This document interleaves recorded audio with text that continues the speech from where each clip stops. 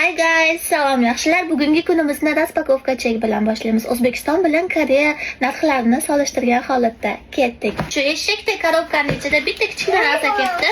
Bu dengiz o'tlari, bundan sho'rva qilib sovuqga yetishtirmoqchi edim. Dengiz o'tlari bo'lsa, kommentariyada yozib qoldiring. Dengiz o'tlaridan sho'rva tayyorlashni video qilib chiqaraman.